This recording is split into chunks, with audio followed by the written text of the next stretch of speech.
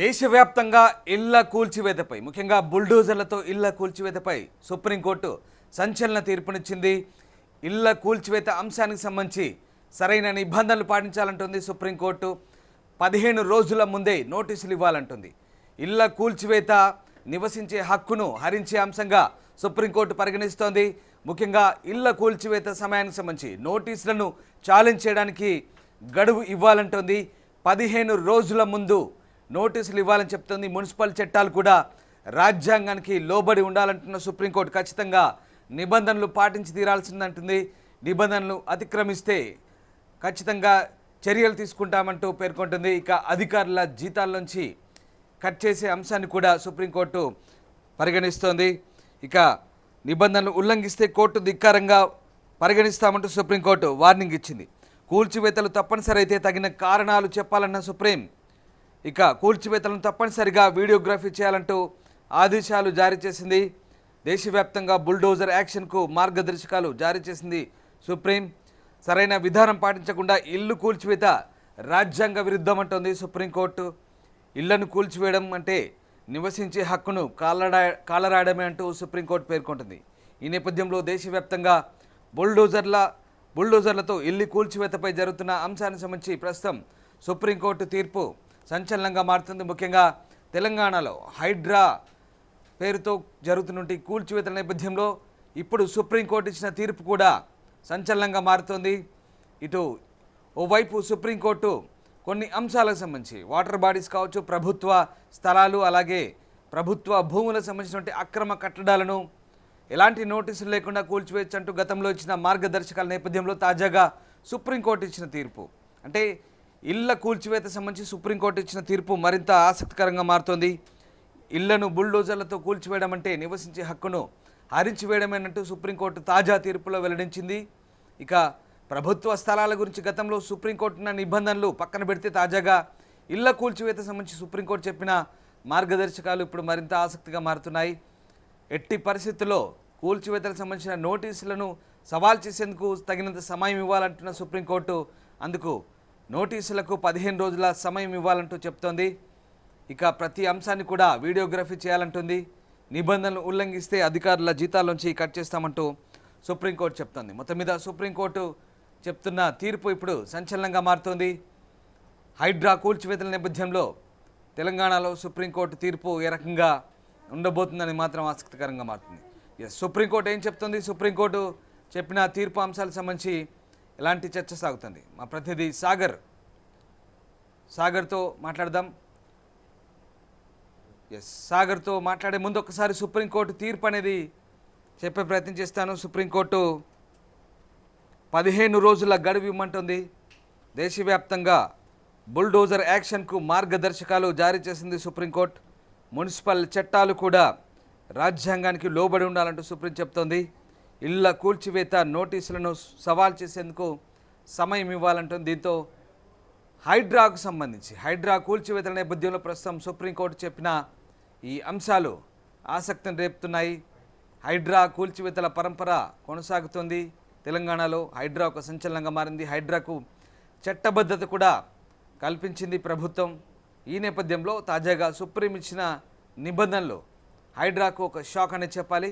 ముఖ్యంగా ఇళ్ల కూల్చివేతలకు సంబంధించి నివాస ప్రాంతాలకు సంబంధించిన కూల్చివేతల్లో ఎలాంటి నిబంధనలు పాటించబోతుంది. ఇక్కడి నుంచి సుప్రీంకోర్టు ఇచ్చిన మార్గదర్శకాలను ఖచ్చితంగా హైడ్రా పాటించాల్సిన అవసరం ఏర్పడుతోంది. తాజాగా సుప్రీం చెప్తున్నటువంటి నిబంధనల మేరకే హైడ్రా నడుచుకోవాల్సిన పరిస్థితి కనబడుతోంది.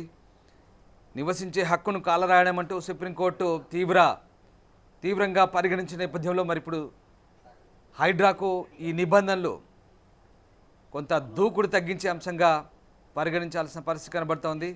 సో సుప్రీంకోర్టు ఇళ్ల కూల్చివేతలకు సంబంధించి ఎలాంటి గైడ్లైన్స్ జారీ చేసింది, ఏం జరగబోతుంది, మా కరెస్పాండెంట్ సాగర్ ఉన్నారు. సాగర్, సుప్రీంకోర్టు ఇళ్ల కూల్చివేతలకు సంబంధించి కొన్ని కొత్త నిబంధనలు జారీ చేసింది. ముఖ్యంగా బుల్డోజర్లతో ఇల్లు కూల్చివేత సంబంధించి దేశవ్యాప్తంగా ఉన్న పరిస్థితుల నేపథ్యంలో సుప్రీంకోర్టు ఏం చెప్తోంది? దేశవ్యాప్తంగా బుల్డోజర్లతో ఇళ్ల కూల్చివేతలపై సుప్రీంకోర్టు సంచలన తీర్పు వెల్లడించింది. అంతేకాదు బుల్డోజర్ చర్యలపై సుప్రీంకోర్టు కీలక వ్యాఖ్యలు చేస్తూ దేశవ్యాప్తంగా కూల్చివేతలపై మార్గదర్శకాలను కూడా జారీ చేసింది. అయితే కూల్చివేతలకు 15 రోజుల ముందస్తు నోటీసులు తప్పనిసరిని, ఎవరైనా మార్గదర్శకాలు దాటితే ఖచ్చితంగా చర్యలు తీసుకుంటామంటూ అధికారులకు కూడా హెచ్చరించిన పరిస్థితి మనకు కనిపిస్తుంది. రామ్దాస్ అయితే నిందితుల ఇళ్లను బుల్డోజర్లతో కూల్చడం సరికాదని ధర్మాసనం వ్యాఖ్యానించింది. ఇదే సమయంలో నిందితుల ఇళ్లను కూల్చే అధికారం ప్రభుత్వానికి లేదని స్పష్టం చేసింది. అయితే కూల్చివేతలకు మతంతో సంబంధం ఉండకూడదని తెలిపింది. అలాగే దేశవ్యాప్తంగా బుల్డోజర్ యాక్షన్ ప్లాన్ ఇక్కడ మనం చూడొచ్చు. దేశవ్యాప్తంగా ఈ మధ్య కాలంలో మన హైదరాబాద్, తెలంగాణలో కూడా కూల్చివేతలు జరుగుతున్న సందర్భంగా ఇది కీలకమైనటువంటి ఆదేశాలను చెప్పుకోవచ్చు. అయితే 15 రోజుల ముందు నోటీసులు తప్పనిసరిగా ఇవ్వాలి, నోటీసులకు తప్పనిసరిగా రిజిస్టర్ ద్వారా పంపాలని చెప్పి దీనికి సంబంధించినటువంటి కొన్ని మార్గదర్శకాలను కూడా సుప్రీంకోర్టు గైడ్ లైన్స్, అంటే దానికి సంబంధించిన గైడ్ లైన్స్ ఇచ్చింది. అయితే కూల్చివేతలు తప్పనిసరి అయితే దానికి తగిన కారణాలు చెప్పాలి. మొత్తంగా కూలుస్తున్నారా లేదా కొంత పాక్షికంగా కూలుస్తున్నారా అనేది వివరించాలి. దీంతో పాటుగా అప్పీలుకు సంబంధించినటువంటి 15 రోజుల సమయం ఇవ్వాలని చెప్పి కూడా తెలిపింది. అయితే మనం పరిణామాల నేపథ్యంలో సుప్రీంకోర్టు దీనికి సంబంధించినటువంటి తీర్పు వెల్లడించినట్లుగా తెలుస్తుంది. అయితే బుల్డోజర్ల కూల్చివేతల విషయంలో పిటిషన్లపై నేడు సుప్రీంకోర్టు విచారణ జరిగింది. ఈ క్రమంలో సుప్రీంకోర్టు సంచలన తీర్పు వెల్లడించింది. అయితే పిటిషన్లపై వాదనల సందర్భంగా ధర్మాసనం అధికారులు, జడ్జీలు సరైన విధానం పాటించకుండా ఇల్లు కూల్చడం రాజ్యాంగ విరుద్ధమని, దోషిగా శిక్ష పడిన వ్యక్తి ఇంటిని ఉన్న ఫలానా కూల్చివేయడం కరెక్ట్ కాదని చెప్పి విచారణకు ముందే శిక్షలు విధించవద్దని, మున్సిపల్ చట్టాలు కూడా రాజ్యాంగానికి లోబడి ఉండాలని చెప్పి ఇళ్లను కూల్చడం రాజ్యాంగ విరుద్ధం, ఇల్లు కూల్చివేత నోటీసులను సవాల్ చేసేందుకు సరిపోయేంత సమయం కూడా ఇవ్వాల్సిందని స్పష్టం చేసింది. అయితే మనం చూడొచ్చు రామ్దాస్, బుల్డోజర్ చర్యలపై సుప్రీంకోర్టు ఈ కీలక వ్యాఖ్యల నేపథ్యంలో ఇటు అధికారులు ఓ వ్యక్తి దోషిగా చెప్పలేరని వ్యాఖ్యానించింది. దీంతో పాటుగా అధికారులు న్యాయ వ్యవస్థను భర్తీ చేయలేరని, వారే జడ్జీలుగా వ్యవహరించి నిందితుల స్థిరాస్తులను కూల్చివేయడం తగదని తెలిపింది.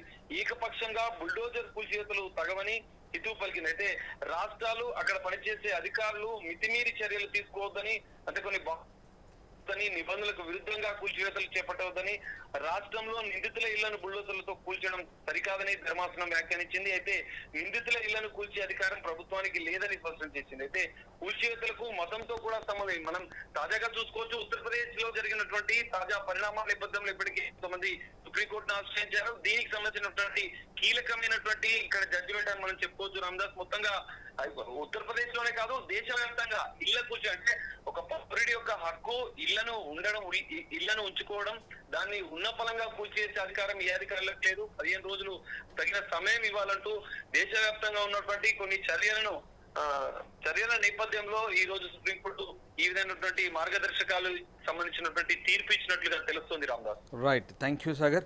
సో సుప్రీంకోర్టు స్పష్టమైన మార్గదర్శకాలు జారీ చేసింది. బుల్డోజర్లతో ఇళ్ల కూల్చివేత అంశానికి సంబంధించి దేశవ్యాప్తంగా కొన్ని నిబంధనలు పాటించాలంటుంది. 15 రోజుల ముందు ఖచ్చితంగా నోటీసులు ఇవ్వాలంటుంది, లేదంటే నివసించే హక్కును హరించే విధంగా పరిగణిస్తామంటుంది. ఇదంతా కూడా నోటీసులను ఛాలెంజ్ చేసే సమయం కూడా ఇవ్వాలంటుంది. కోర్టులో పూర్తి వ్యవహారాన్ని వీడియోగ్రఫీ తీయాల్సిందిగా సుప్రీంకోర్టు చెప్తోంది. నిబంధనలు పాటించకపోతే కోర్టు ధిక్కరణ కింద పరిగణించి అధికారుల జీతాల్లో కట్ చేసే అవకాశాన్ని సుప్రీంకోర్టు హెచ్చరిస్తోంది. సో మొత్తం మీద ఈ నేపథ్యంలో తాజాగా ఈ నిబంధనలు హైడ్రాకు ఎంత మేరకు వర్తిస్తాయి, సుప్రీంకోర్టు చెప్పిన అంశాలను బట్టి హైడ్రాకు కొంత దూకుడు తగ్గే అవకాశం ఉన్నట్టుగా వార్తలు వస్తున్నాయి. అసలైన తొలి వెలుగు. ఫాలో వాట్సాప్ @తొలి వెలుగు official.